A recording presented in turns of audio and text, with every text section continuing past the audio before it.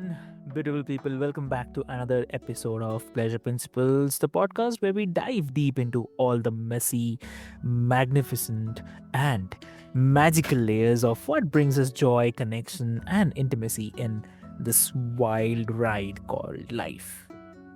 I'm your host, Eric, and today we are bringing the heat, the heart, and the hard truths because we are talking about, guess what? It's dating safety. Yes. So let's be real, dear listeners. I mean, swiping, liking, DM, sliding, it can feel like a fun game. But what if that game could change your life or even threaten it? Good to think, right? So, dear listeners, I'd love to know your perspective on this. What do you think about this? You can share your story as well, whether you have faced this kind of scenarios where you have done it, like any fun stories or any real life stories. Do share with us. Would love to listen to your story and your perspective as well. And today's guest is Kelly Ducanis. So welcome to the show, Kelly. Thank you. It's great to be here. Lovely, lovely. So Kelly, like before we start, I'll quickly love to introduce you to all of our listeners. Dear listeners, let me tell you, she is the real deal. A marriage and family therapist, ABC, TV dating and relationship contributor, and a powerhouse with over 15 years of coaching experience. So she doesn't just help people find the love, but she helps them find it safely. So Absolutely. after, yes, yeah. Yeah, and also I was just mentioning that after seeing firsthand the preventable dangers of the online dating, she also launched Swipe Safely. It's a course that's changing the game for anyone who is navigating the modern romance. So grab a drink, take a deep breath, and let's get into this because pleasure is powerful, but safety is very important. So, welcome to the show again. Thank you, Avik, and thank you so much for linking that pleasure and safety because what I teach my clients, what I'm trying to teach everyone that's dating is to have that safety thing feel good, like feel powerful, feel empowering, just be part of your pleasure experience. Exactly, exactly. So, I mean, as I already mentioned, like you have been coaching for 15 years and seen these trends, the dating trends evolve wildly.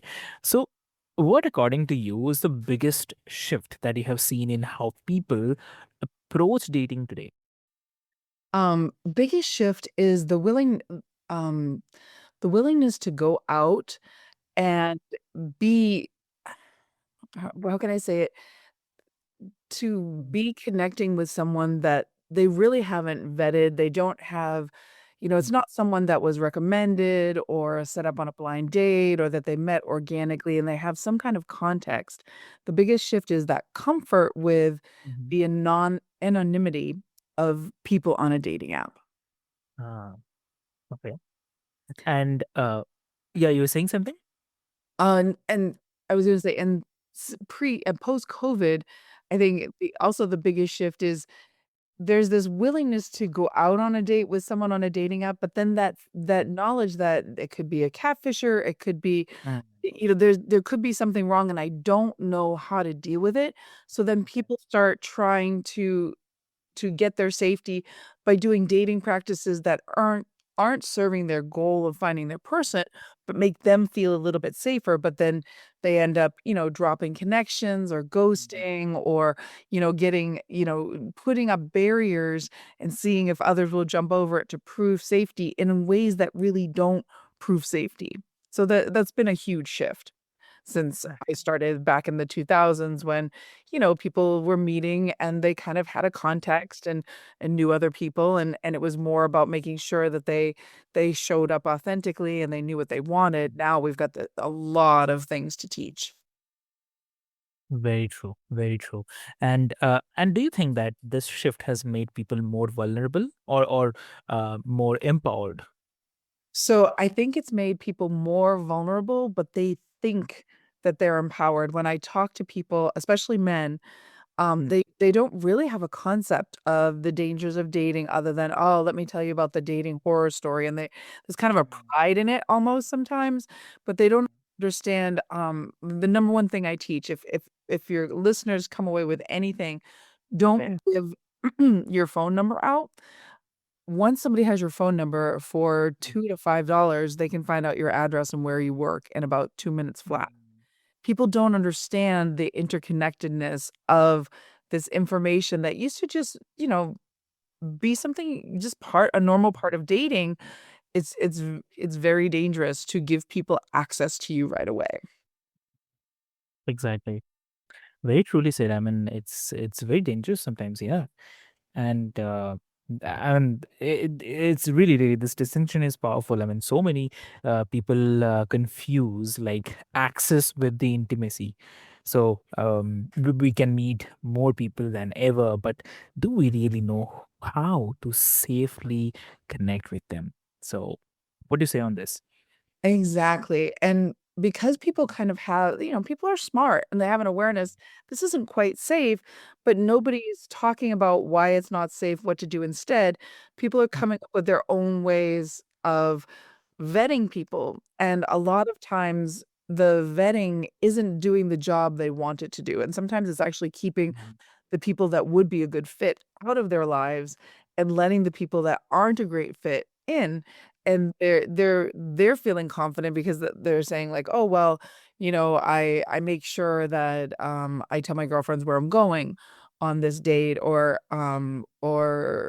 I I always make sure that they buy me dinner, and if they won't buy me dinner, then they're not safe, like, from a woman's perspective, and men often just aren't even aware that there are 2 Netflix specials right Mhm. now, Baby Reindeer, and then I can't remember the name of the other one, but it was a serial killer one where a man was stalked for Oh, 15 years by someone that he met on a dating app in the early 2000s, and that woman killed a woman he went on a date with and harassed and terrorized him and his ex-wife and children for oh, 15 years.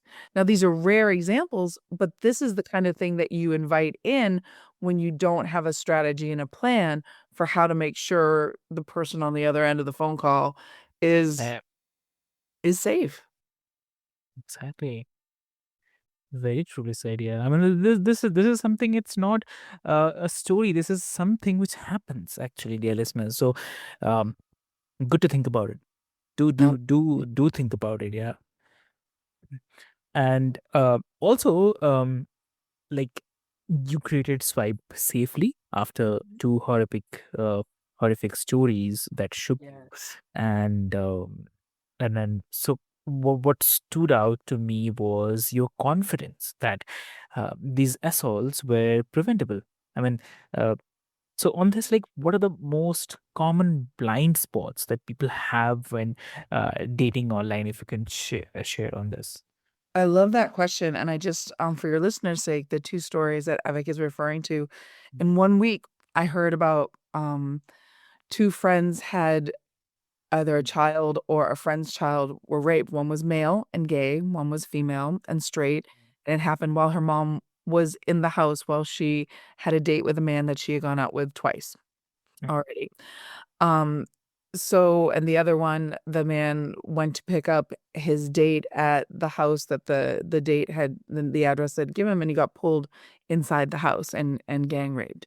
So these are things that happen both to men and women, and the 2 basic things, that I found that I was just wondering, why are my clients having great like, we had no horror stories. I Mm. have a boutique business that's a high ticket experience where I walk you through my dating protocol and coach you and help you in all aspects of, from writing your profile to finding the person, interacting with the person and vetting them. And like, why are my clients just not we don't have any horror stories. They come in with horror stories, but the minute they start doing my program, the horror stories go away. And I figured out that my vetting process really makes it so that it's hard you're not an easy target anymore. Someone that's looking for to abuse or hurt in any way wants someone that it's quick and easy to get to them and they can get out quick and easy, right? There's not a lot of trace. And when I teach people how to date, there's a lot of contact, there's a lot of connection, there's a lot of vetting. So somebody that's looking to hurt can't handle that. And that kind of Mm. drives them away. And someone that's looking for authenticity, a real relationship, has the emotional maturity to handle it, they're drawn to that. So instead of creating the barriers that people think they're creating, the hoops to jump through, like, oh, okay, this guy's into me. Well, no, he's not. You actually made it really easy for him to have access to you, but you didn't have the proper perspective on what you're trying to do, if that makes sense. Exactly. Exactly. Makes sense. Yes. And and Right. that's I'm not sure if really I answered your question. Did I? yeah, exactly. So I was on this only. I was just asking, like, if someone's who is listening right now, and the incidents also which you have mentioned definitely, uh, and thinking that that could never happen to me. So what do you say to them? You're you're right in assuming that the statistics are with you that it's probably not going to happen to you, but the long-term effects, the hurt, the injury to yourself and others, if it does, is so damaging. Imagine if somebody comes on the internet, you're a woman and you have children, or you're a man and have children. Mm. Somebody's trying to find children, to f and they use you to get information so that they can assure your children that dad or mom sent you to pick them up. Mm. Like, when stuff happens, it's bad. We're talking what just 2 months ago, there was an incident where someone went on a Tinder date, decided to go home with the person, and they found her body in bags, separate bags, Mm. places.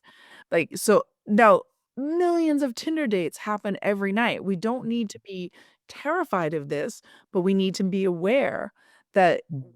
there are preventions and precautions that we can take so that we're not an easy target, so that it's hard to get what the payoff that somebody that wants to harm us wants to Mm. get. Exactly. Exactly.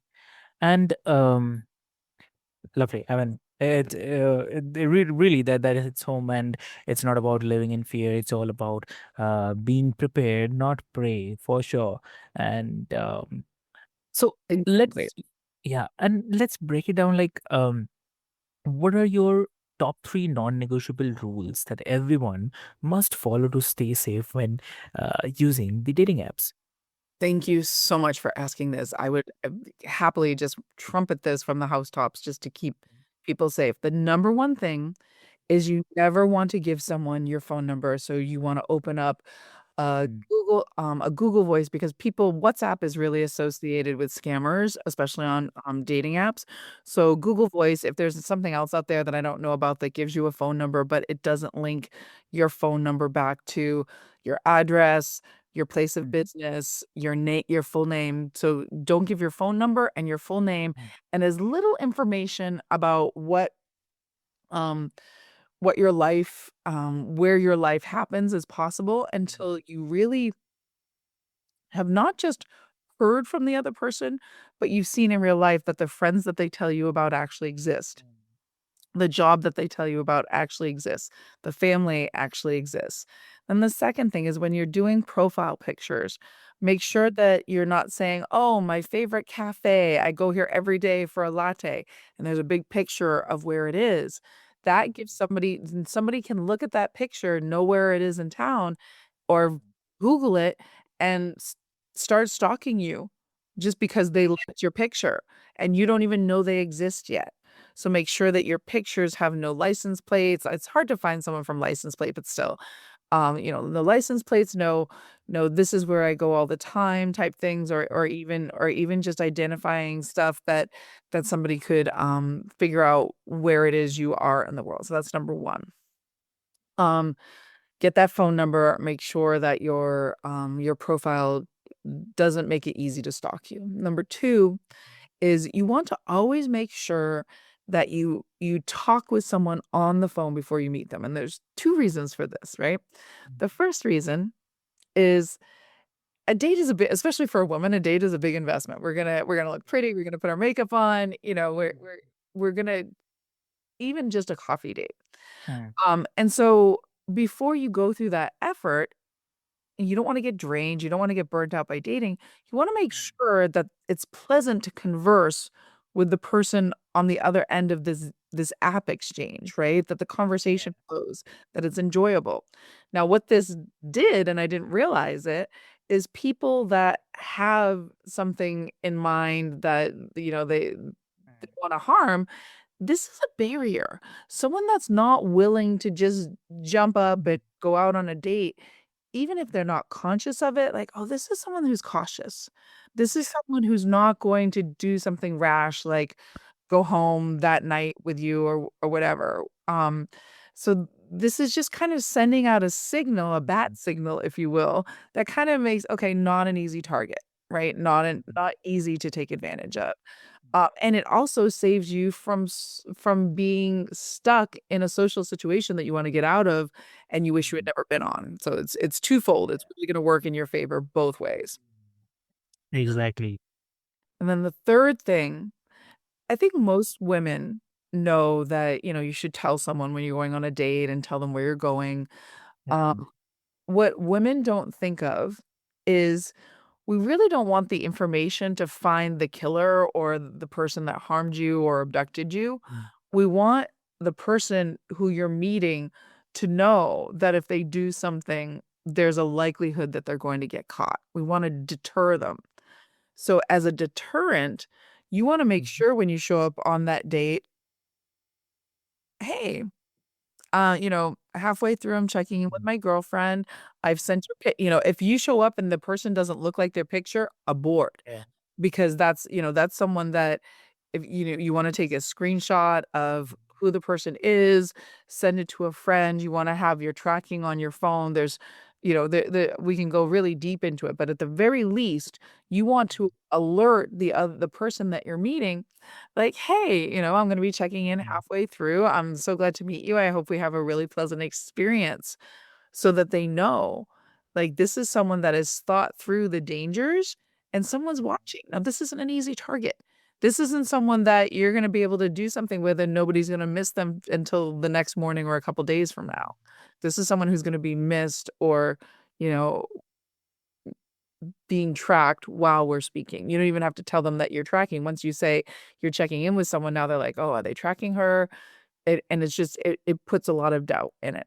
So those are the top 3. There's a lot more, obviously, I wouldn't have built a whole course if Mhm. there were just 3 things, but those are the 3 things. If I could get everyone to do it, I feel like the safety would go from, like, 0 to 10% to really 50, 60, 70%. It really makes a difference. Mhm. No, no, that's very true. Yeah, exactly. And boundaries, the big B word. Yeah. So, what are the most critical boundaries to set early on in the digital dating? Okay, that's really great, and it's hard, like, Mm. I don't ever wanna come across as some people wanna have sexual experiences. I that's not my job to say do or don't do anything morally. However, when you go to someone's house, you're very, very vulnerable, right? Yeah. One boundary, if you are looking to have sexual experiences and one night stands, hotel. There are other Mhm. people around. It's very Mhm. hard to have I mean, somebody could think it through, but if you're the one Mhm. that suggests it, then if they're all set up at home to do something, whatever, and you suggest a hotel, they can't. Um, so that, it they still if you continue to see them, you've just gotta be really, really careful because you really don't anyone can say anything on the Mhm. internet. They can present themselves in any way, they can say anything, they can make you feel like they are any kind of person and be anything that they can figure out that you want them to be. Mhm. So the first boundary is really setting up this line of these are the situations I will or I will not let myself be in, and these are the things that somebody has to do in order for me to open up and be vulnerable, and not just talking about emotionally vulnerable, to go to their house, to be in their Mhm. life, to go to a hotel room. These are and for me, it's not about, morality, it's about let's be safe. Until you see evidence that what they're telling you actually exists in real life, this could be someone that created a one night persona for this experience. And hopefully it's just, it's just to have a sexual experience, but if it's to hurt Yeah, you, that's that's what we're trying to avoid. exactly. Exactly true. And I guess Mhm. sometimes, especially for women, men will push back about not wanting to have a phone call. They'll say things like, I'm better in person. I don't really like phone calls. They'll say, Mhm. I don't do coffee dates. It's a waste of time. I want to treat you right. I'm not here for an interview. That's kind of, if men can't understand that women are at an incredible disadvantage safety-wise and just respect what you wanna do, that's a huge red flag, and that's a boundary that you want to keep because you want to if you're dating to find a person to connect with, you wanna see how they respond to your requests for safety and assurance, and if the first request for safety and assurance that you give them is met with pushback. I had someone get mad at me because we had a phone call and it went nice. It was a little off, but I was actually doing a little research. I normally wouldn't have done a date, but I was like, okay, I think he's a little off, but I want to check. And he said, okay, well, let's meet tomorrow or the next day. And I'm like, you know what? I can't. And I actually literally couldn't. I can meet you next week. He exploded. He got so angry, and to me, like, a lot of women will think, "Oh, what did I do wrong?" And they'll go to their girlfriends and say, "Oh, like, did I do something wrong?" And they'll get all that reassurance that they didn't do anything wrong. You don't do anything wrong by asking for what works for you and keeps you safe. What had happened in that situation is that man showed me he did not have the empathy and ability to see what I needed and be able to respond to that. He could have said, "Oh, that's really disappointing. I thought we would meet sooner. I'm really concerned because a lot of times women will just drag this out." All of that would have been fine to say, and I would have responded with, "I totally understand. My kids are coming home, tonight, and I don't do first dates when I have the week that I have my kids with me, right? And so if that Mhm. doesn't work for you, fine." But that when he showed me who he was, part of boundaries is actually enforcing them, Mhm. right? It's not just saying a boundary, it's when somebody shows you how they're gonna respond to it, you then respond accordingly. Mhm. All right. Understood. Lovely. Great. So, Kelly, thank you so much for this eye opening and empowering conversation. And for everyone who is listening, I mean, you don't have to choose between the love and the safety. You deserve both. So, Yes. uh, yeah, and also, like, if you're navigating the world of online dating, please check out Kelly's course, Swipe Safely. It's not just the information, it's the protection, empowerment, and the peace of mind. And I guess you have heard everything what she has mentioned. It's really, really important as well. So, so Kelly, like, if someone wants to connect with you, how they can connect? They can go to swipesafely.com, download the app. You can also go right now, my website is under construction, but it's kelly.love. And then I'm on Facebook and Instagram, Swipe Safely, and you can message me through both of those avenues. And Swipe Safely, I do have the first 3 lessons are free. They're basically what I went over here, but in more depth and more detail. Just because I I do obviously want to Mm. have people download the app for real, but the goal is to get people safe. The goal is to make sure that there aren't any more news stories that just make me wanna weep. That's really Perfect. so, thank Lovely. you. Yeah. So, dear listeners, I'll put all the links into the show notes for easy reference so that you can easily reach out to her and have the benefit of Swipe Safely. So, for all of you, to I mean, to all of you, the pleasure seekers out there, remember that confidence is not just the sexy thing. It's protective. So know your worth and trust your instincts, and also never ever apologize for keeping yourself safe because that is your first priority. So until next time, stay curious, stay courageous, and keep following your pleasure principles. So this is your host Avik signing off from Pleasure Principles. Thank you so much.